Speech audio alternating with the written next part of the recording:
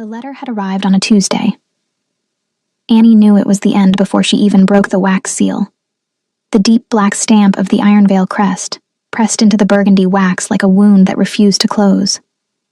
She had been standing in the kitchen of the small stone cottage when the royal messenger knocked, his expression carefully blank, his gray cloak dusted with the first snow of the season.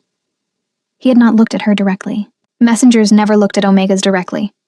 She had set the letter on the wooden table and left it there for 3 hours.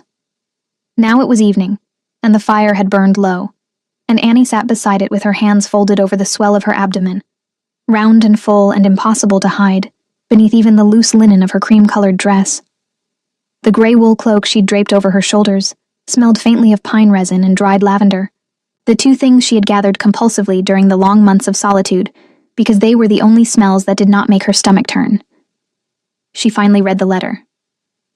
His Majesty, Alpha King Xander of the Iron Vale, hereby notifies his lawful mate of his intention to attend the estate at Veyrath's Edge on the 14th day of the frost month, to formalize the dissolution of their union before the council witnesses. The Omega is expected to sign the documents presented. No objections will be entertained. No delay will be granted. Annie folded the letter slowly. The fire crackled. Outside, snow was beginning to fall against the leaded glass windows, soft and indifferent. She pressed one hand flat against her stomach and felt the answer she had no words for yet. She had been sent to this cottage 7 months ago. Not in anger. Or at least, not in the kind of anger that comes with shouting. Xander did not shout. He was the sort of man whose fury arrived in complete silence, in the way a door could close with perfect gentleness, and still feel like the end of the world. He had come to her chamber that evening in early spring, with 2 of his council members at his back, and a single sentence prepared. You will reside at Veyrath's Edge until further arrangements are made. That was all. No explanation, no conversation. He had already been turning away when she asked why, and he had paused with his broad back to her, those wide shoulders wrapped in black leather, the fur mantle across them catching the torchlight, and said, without turning, "Because I cannot look at you right now, Annie." She had not seen him since. The cottage at Veyrath's Edge was not cruel. That, she supposed, was something. It sat at the far northeastern border of Iron Vale territory, nestled against a ridge of pine forest where the wind came down from the mountains in long, mournful sweeps. The nearest village was a 2-hour ride by horse. A woman named Greta came twice a week with provisions, bread, dried meat, root vegetables, sometimes a small wedge of hard cheese, and never stayed long enough for real conversation. A young stable hand named Pell lived in the outbuilding and kept the single horse fed and the woodpile stocked, and he was perhaps 17 and spoke in monosyllables, and Annie had grown genuinely fond of him in the wordless way one grows fond of a faithful animal. She had learned the names of the birds that came to the windowsill. She had learned to make her own bread. She had learned what it felt like to be completely alone with the truth of herself, with no rank and no court and no one watching. And she had discovered, slowly, painfully, that the truth of herself was not as small as everyone had always made her feel. She was 23 years old. She was an Omega in a world that treated Omegas as decorative at best and expendable at worst. She had been given to Xander in a political arrangement 4 years ago, a peace offering from her father's failing bloodline to the most powerful Alpha in the Northern Territories. She had arrived at the Iron Vale Palace with a single trunk of belongings, and the quiet, unshakable understanding that she was not expected to matter. For 3 years, she had tried anyway. And then spring had come, and something had shifted, something brief and overwhelming and never spoken of again. And then Xander had sent her away, and now it was winter, and Annie was reading a letter about her own divorce by firelight, with his child curled beneath her ribs like a question she did not know how to answer. The 14th day of the frost month arrived with iron-gray skies and a wind that bit through stone walls. Annie was awake before dawn. She had barely slept. She dressed carefully, the warmest dress she owned, a deep charcoal wool with long sleeves, her brown leather belt cinched as high as it would go, which was not high enough to conceal anything. She braided her pale gold hair over one shoulder, the way she always did, and pulled her gray cloak around herself, and sat in the chair nearest the fire, and waited. She heard the horses before she saw them. 4 riders, then the unmistakable shape of the black carriage behind them, its wheels cutting dark lines through the snow-covered path, the iron veil crest on the carriage door, the black fur pennants. Pell appeared at her door looking wide-eyed and pale. "There's—" he started. "I know," she said quietly. "It's all right, Pell. Go back to the stable." She stood. She pressed both hands flat against the front of her dress, not to hide. It was past hiding. She pressed them there because it steadied her. That warmth, that solid and undeniable reality pressing back. The cottage door opened. Xander came in out of the cold, like the cold itself had taken a shape and decided to walk. He was exactly as she remembered. Larger than memory ever quite managed to preserve. His dark braids pulled back from a face that was all sharp edges and old iron. His blue eyes the same startling pale color they had always been, currently fixed on the middle distance the way they always were when he was controlling something internal with great effort. He was already speaking. A council member behind him was unrolling a scroll. Xander's mouth was forming the words that meant this ends today, and then his pale blue eyes dropped. They dropped to her abdomen, and they stopped. The room went absolutely silent. Annie watched the color leave his face, watched his jaw set, watched something move through those pale eyes that she had never, in 4 years, been able to name, and she had spent a great deal of time trying. The council member with the scroll had gone still. The second council member, an older woman named Hesta, who had always watched Annie with undisguised contempt, made a short, sharp sound that was not quite a word. Xander said nothing. He stood in the doorway of her small stone cottage with snow melting in his braids and the divorce papers in his second's hand, and he looked at Annie, really looked at her, for what felt like the first time in 7 months, and the expression on his face was not anger. She didn't know what it was. That was the most frightening thing. "Annie," he said. Just her name. His voice was very low. She lifted her chin. Her hands were steady against the wool of her dress. Her voice, when it came, surprised even herself with its quietness, its complete absence of apology.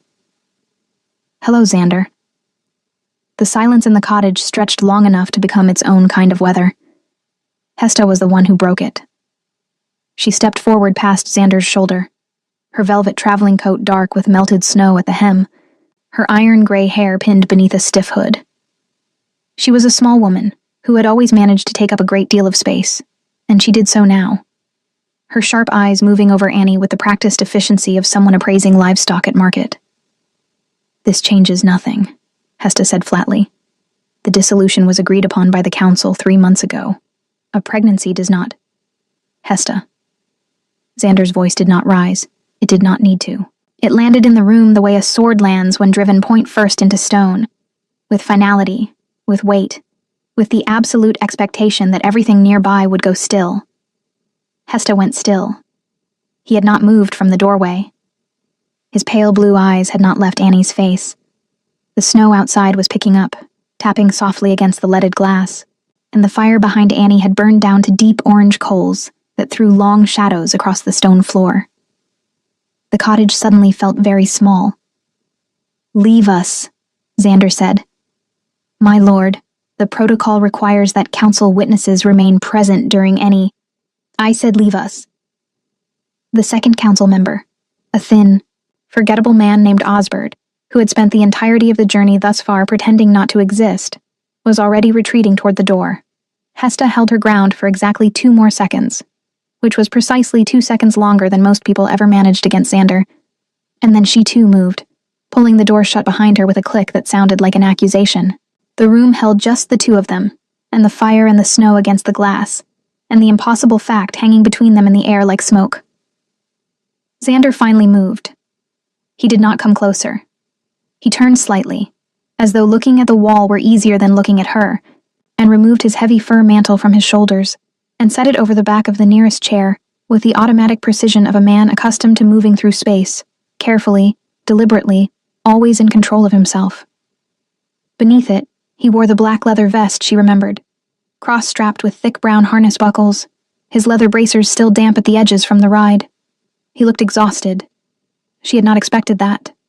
She had prepared for cold fury, for that particular brand of Xander silence that meant he had already decided everything and was merely waiting for the world to arrange itself accordingly. She had not prepared for the shadows beneath his eyes, or the tension in his jaw that looked less like anger and more like a man who had not slept well in a very long time. "How long?" he said. It was not quite a question. 7 months, Annie said, give or take a few days. Something moved across his face.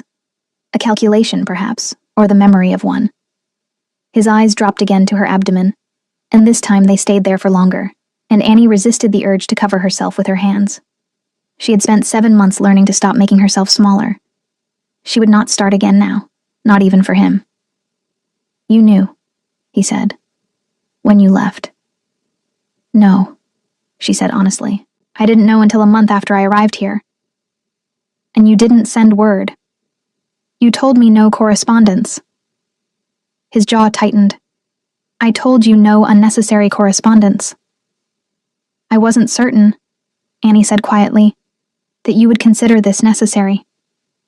The words landed the way she had not entirely meant them to, not as an attack, but as the plainest possible description of what their marriage had actually been. What she had actually been. Inside it. Xander's eyes came back to her face, and something shifted in them, a tightening around the edges that might have been guilt if he were a man capable of wearing guilt openly, which he was not. He looked away. He moved to the window. He stood with his back to her and looked out at the snow covering the pine trees and the path, at the black carriages and the mounted guards, and the whole formal machinery of his authority arranged in her front yard like a siege. "The council will say it can't be verified," he said. His voice was controlled again, back behind the wall. "They'll argue the timing is—" "I know what the council will say," Annie interrupted, and the steadiness in her own voice surprised her again. "I've been sitting here alone for 7 months with nothing to do but think about what the council would say. I'm not asking anything of you, Xander. I want you to understand that. I'm not using this to stop the divorce or to claim anything. I just—" She stopped, pressed her lips together, decided. "I wanted you to know," she finished. "That's all. You deserve to know." He turned from the window.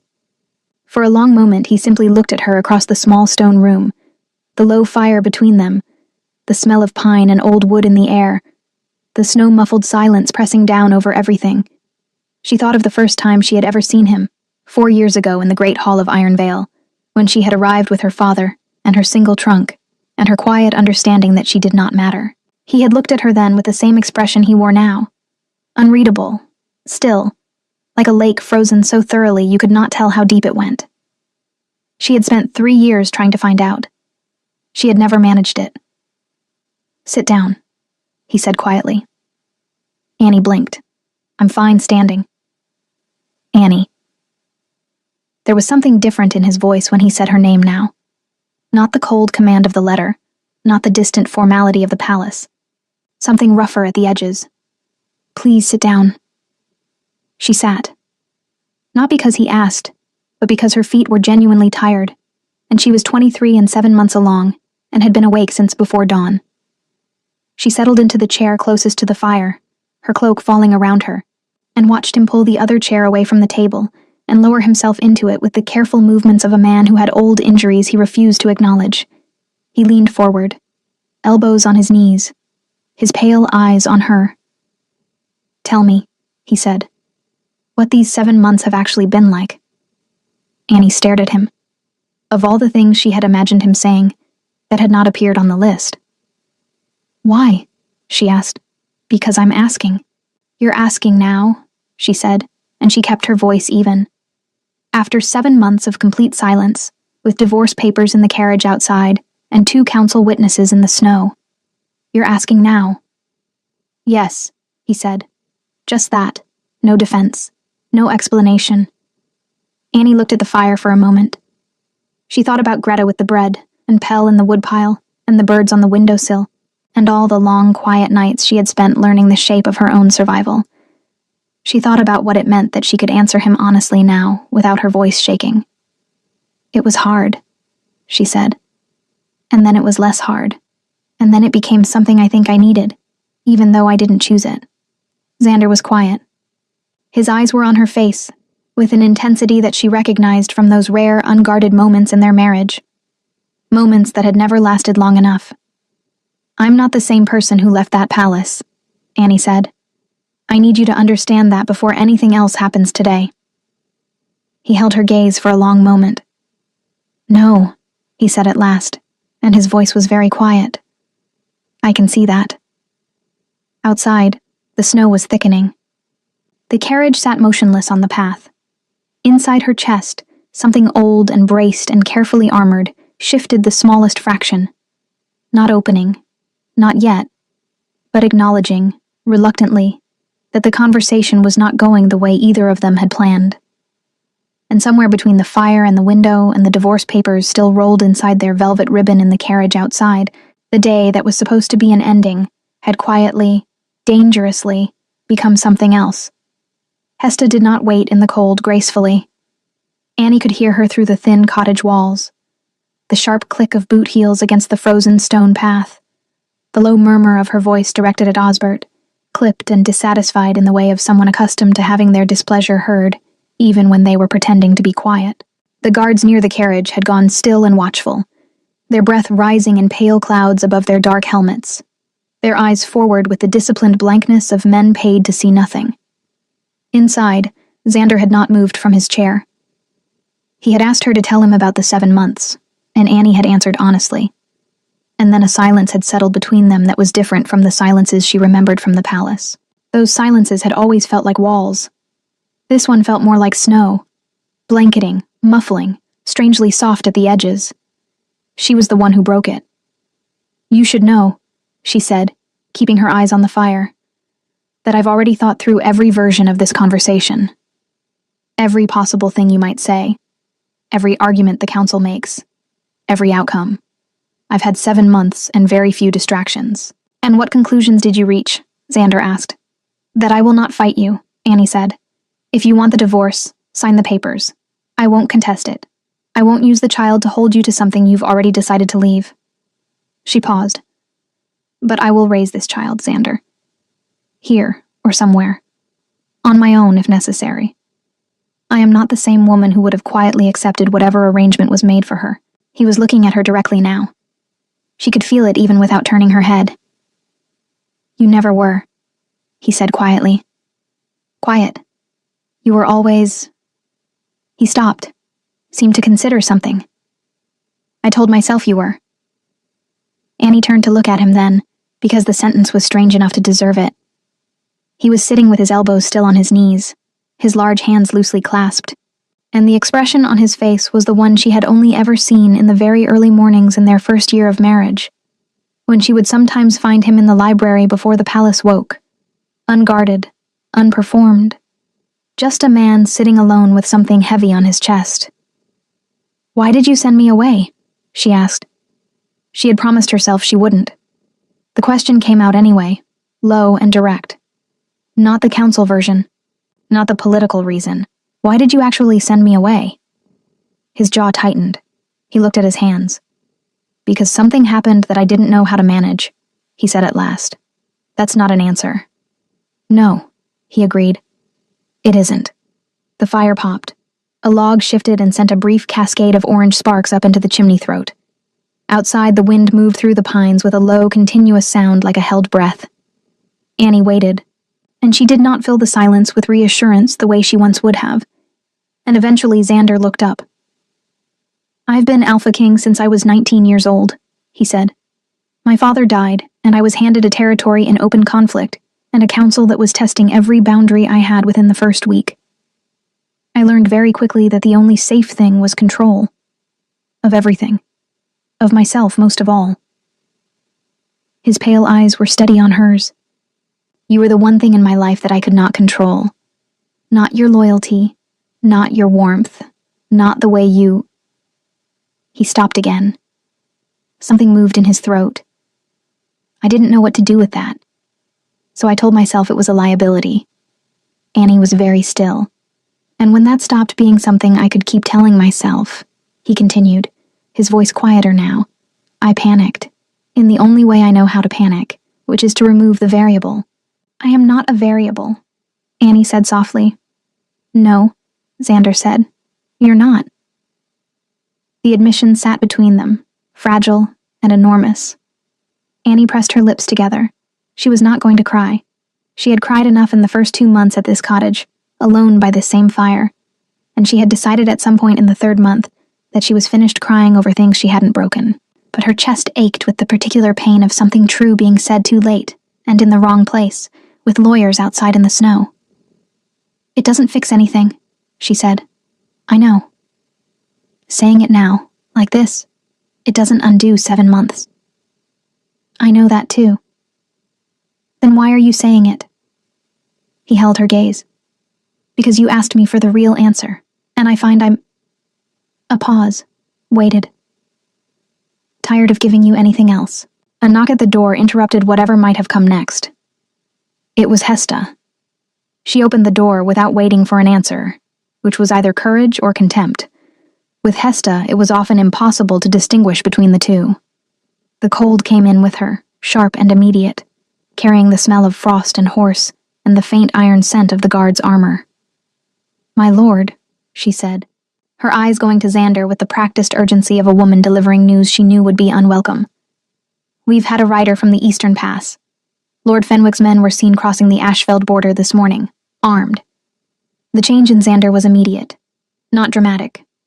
He did not stand suddenly or reach for a weapon.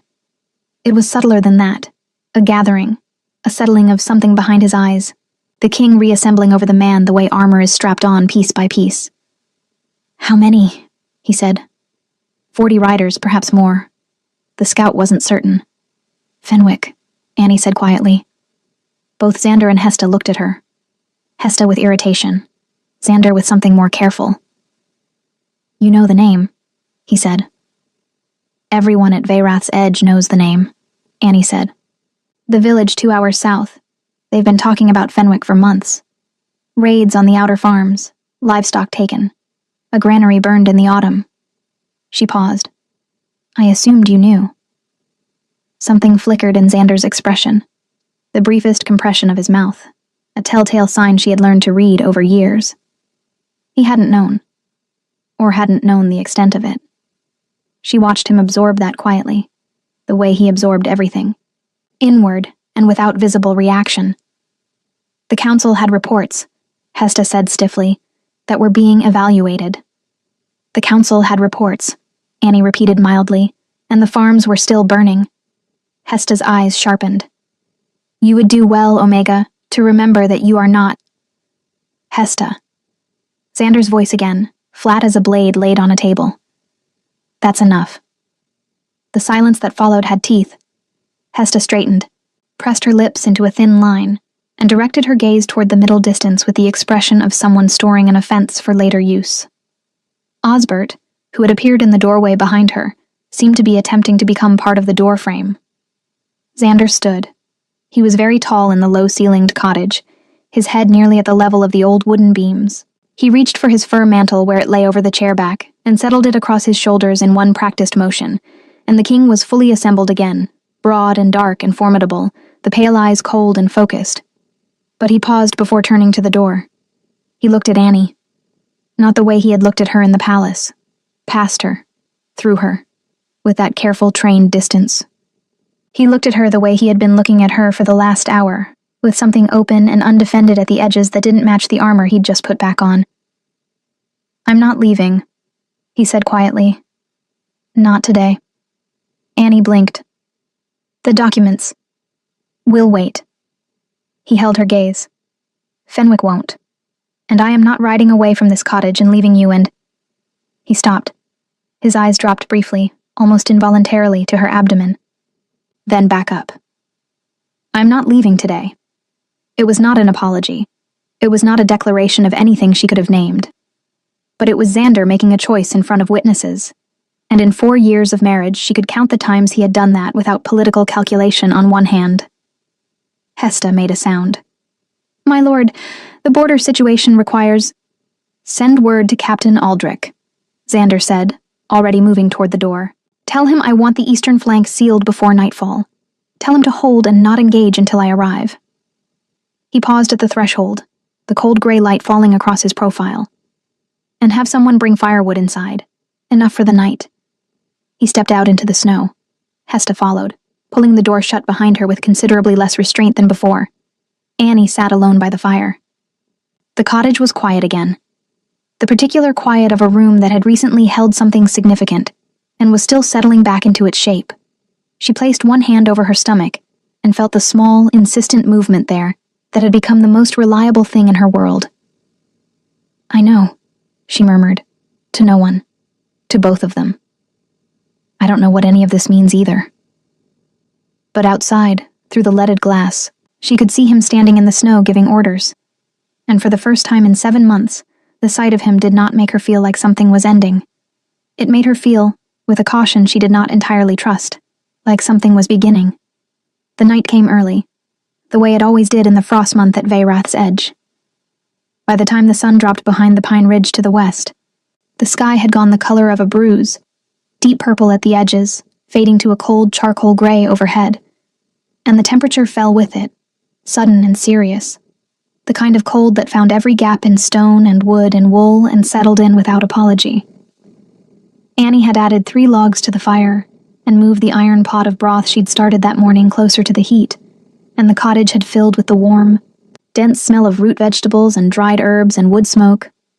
Something so fundamentally different from the cold grandeur of the Ironvale Palace that it sometimes felt like proof she had become a different person entirely. Pell had brought the firewood inside as instructed, wide-eyed and moving quickly, clearly overwhelmed by the presence of royal guards in his stable yard, and then disappeared back to the outbuilding with the relieved speed of someone excused from a situation they hadn't asked to be part of. Greta, who had the misfortune of arriving with the week's provisions in the middle of all of it, had taken one look at the Ironvale carriages, and the black-cloaked guards, and the figure of Xander standing in the snow, and had set her basket down inside the door without a single word, and left at a pace that was not quite running.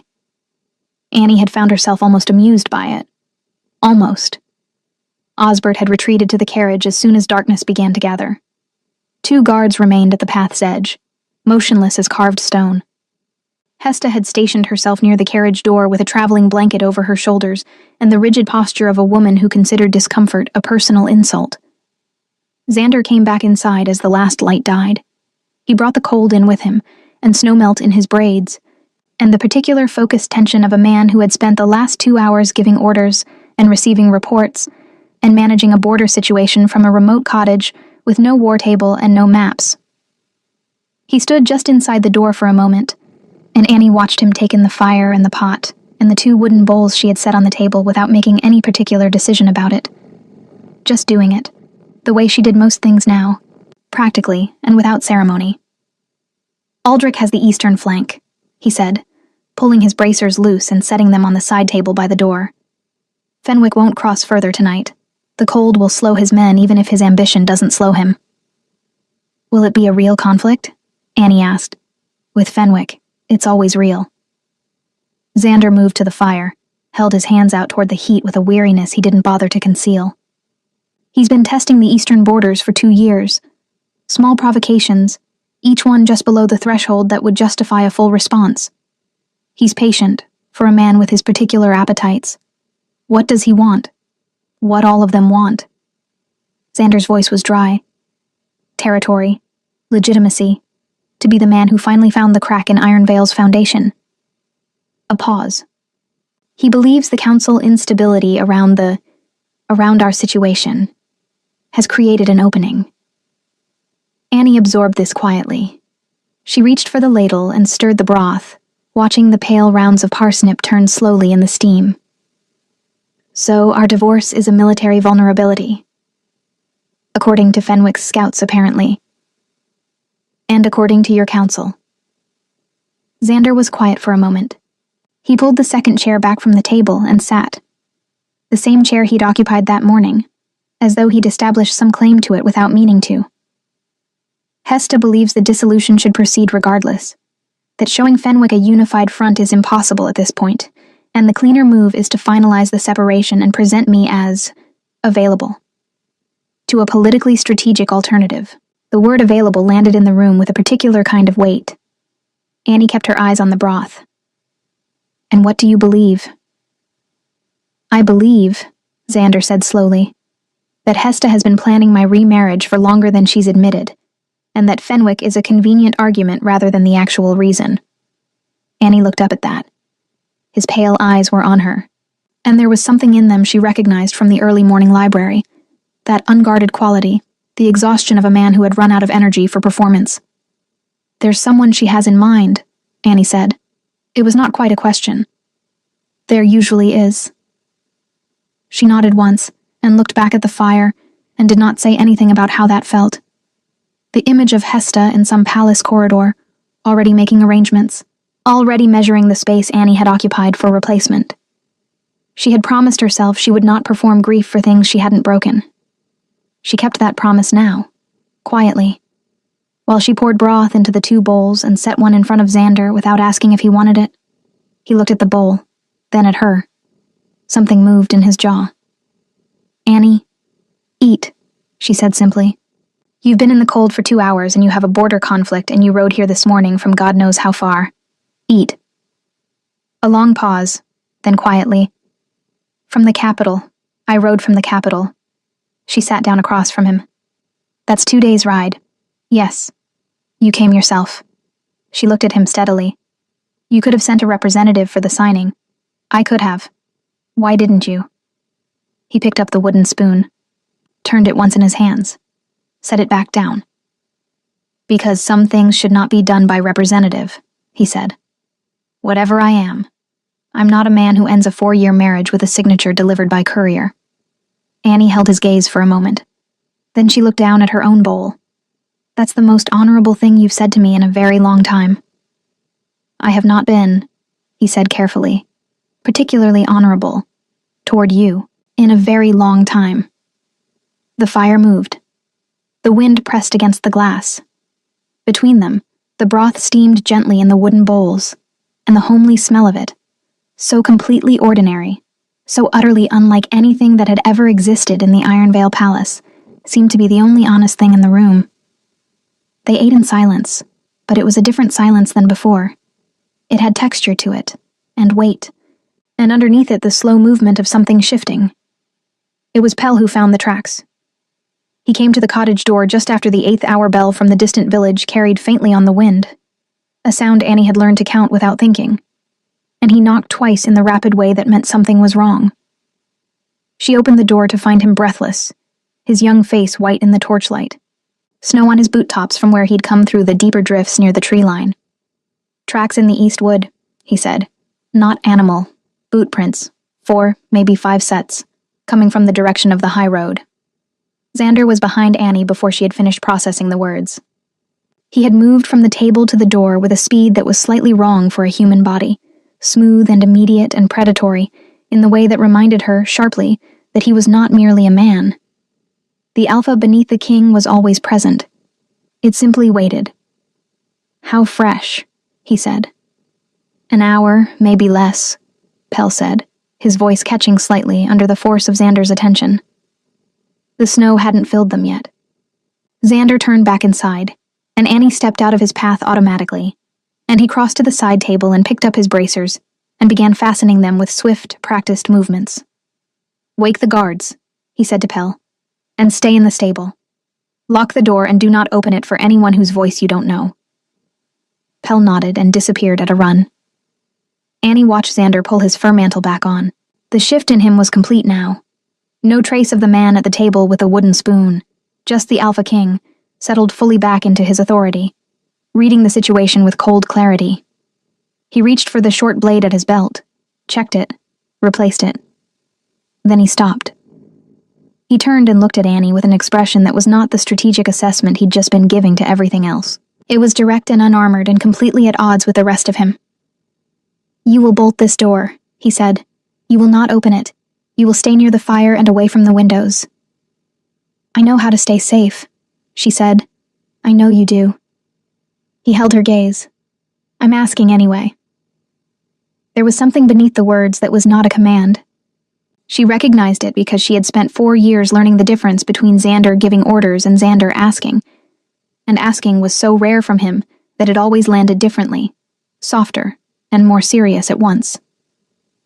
"All right," she said quietly. He held her gaze one moment longer. His pale eyes moved, just briefly, downward and back up. That involuntary glance she had caught him making all day, checking, acknowledging, unable to quite stop himself. Then he stepped out into the dark and the cold, and Annie bolted the door behind him, and stood in the firelit silence listening to the sound of guards mobilizing in the snow outside, and something in her chest, pulling taut like a bowstring. In the east wood, somewhere between the pine trees and the high road, something was moving toward them, and she had a terrible, certain feeling that Fenwick's name was on it. The attack came just before midnight. Annie heard it before she understood what she was hearing. A short, sharp shout from one of the guards, then the unmistakable percussion of bodies in motion.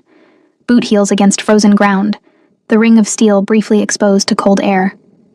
She had stationed herself exactly where Xander had told her to, in the chair nearest the fire, away from the windows, with her gray cloak pulled around her, and both hands flat against her stomach, the way they always went when she was frightened and trying not to show it to herself. She counted breaths. It was something she had learned in the long nights at this cottage, that counting breaths gave the mind something to hold on to when everything else was moving too fast. 1, 2, 3. A heavier sound now, something falling, a voice she didn't recognize barking an order in the dark. Then Xander's voice, not words, just the tone of it, carrying across the frozen yard with a kind of authority that didn't need volume to be absolute. 4, 5. Silence. Then footsteps on the path, measured and familiar, and a knock at the door. 3 slow, deliberate raps, the pattern Xander had established before leaving without telling her he was establishing a pattern. Because that was the way he operated, quietly arranging safety for people without announcing that was what he was doing. Annie unbolted the door. He was standing in the torchlight with snow on his shoulders, and a cut along his left forearm that had bled through the leather of his bracer. Not deep, from the look of it, but real. Behind him, 2 of Fenwick's men were on the ground in the snow with their hands bound, and the other guards were moving through the tree line with torches, searching the wood with the efficient thoroughness of men who had done this before. The cold air that came in with him smelled of iron and pine and frozen earth. His eyes went to her immediately, straight to her face, then down, then back up. "I'm fine," she said, before he could ask. "Are you?" He looked down at his arm as though he'd forgotten about it. "Yes. That needs to be cleaned. It's minor." "Xander." She stepped back and held the door open. "Come inside." She cleaned the cut at the table while he sat still and let her, which was itself remarkable. She used the clean linen she'd torn from an old underdress and the small jar of pine resin salve that Greta had brought weeks ago, and she worked carefully and without fuss, while he sat with his arm extended, and his eyes on the side of her face with that unguarded quality that the long night seemed to have stripped him down to permanently. "There were 5 of them," he said. "Fenwick's scouts. They weren't here by accident. They knew you were here. They knew I'd come here today." A pause. "Which means someone in my own council sent word ahead." Annie's hand stilled for just a moment on the linen. Then she continued working. "Hesta," she said softly. Xander was quiet. "I'm not accusing," Annie said carefully. She is the one who benefits most from the dissolution moving forward. And from you being..." She stopped, started again. "If something had happened to you tonight, here, at this cottage, the narrative would have written itself. The unstable border, the inconvenient Omega, the king who made himself vulnerable by riding out personally to handle his own domestic situation." She tied the linen bandage and sat back. "It would have been very clean," she finished. Xander looked at his wrapped arm for a long moment. The fire was low and golden, and the cottage was very quiet. The sounds of the guards outside reduced now to distant murmurs. His jaw was set in the way that meant he had already reached the same conclusion, and did not enjoy having it confirmed. "She came to me in the autumn," he said. "After you'd been here 3 months.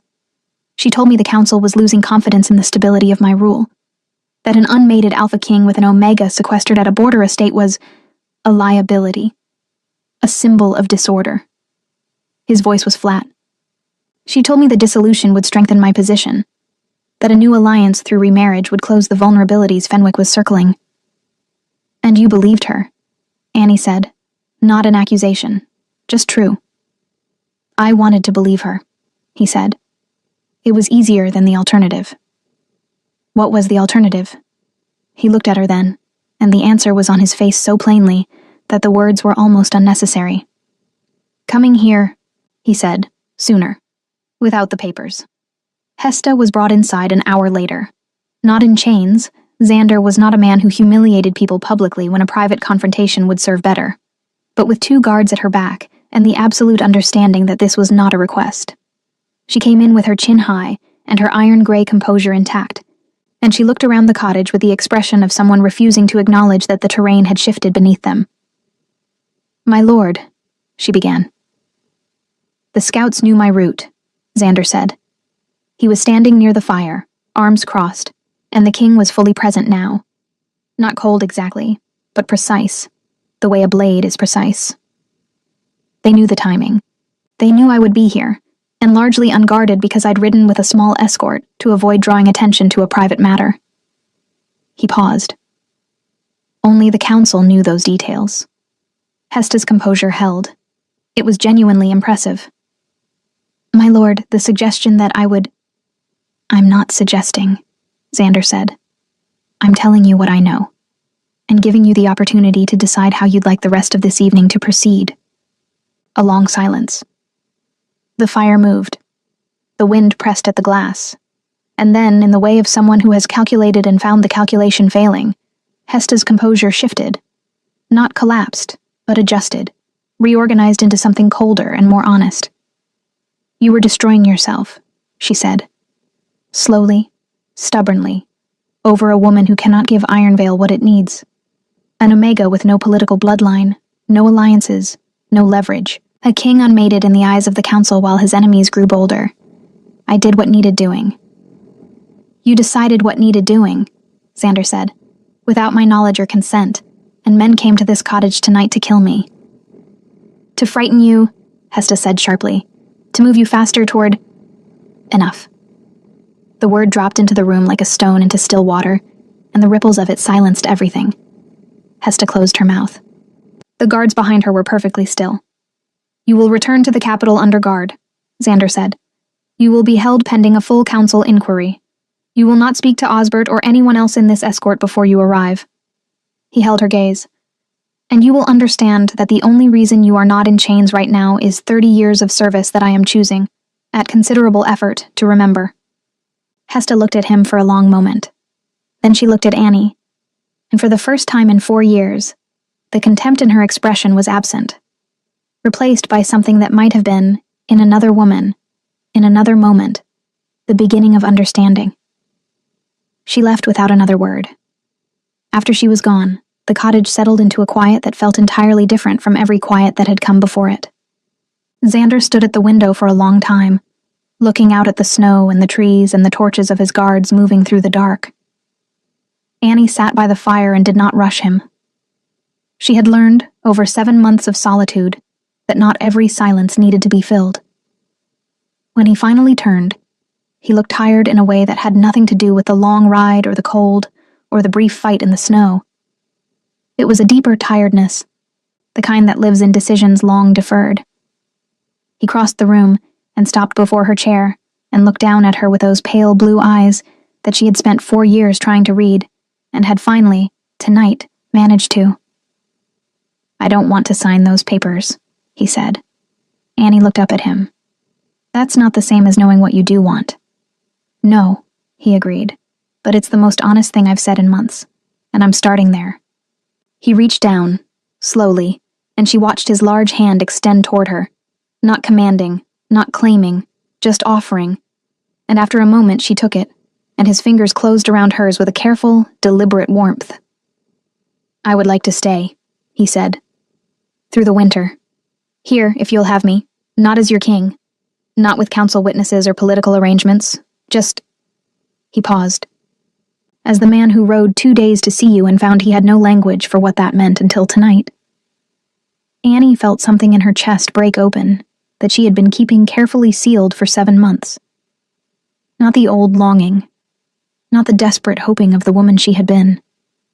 Something steadier than that. Something that had been built in solitude and silence, and the slow, hard work of becoming herself. "You can stay," she said quietly.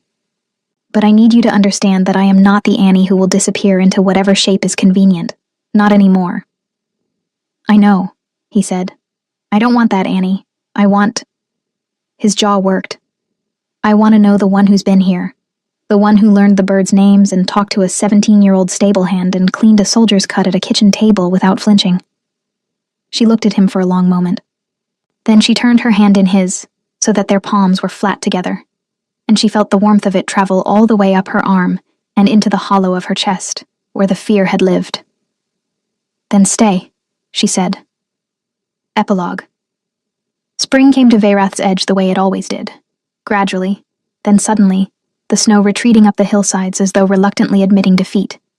The pine forest releasing a green smell so intense it was almost physical. The cottage that had been a place of exile became something else entirely.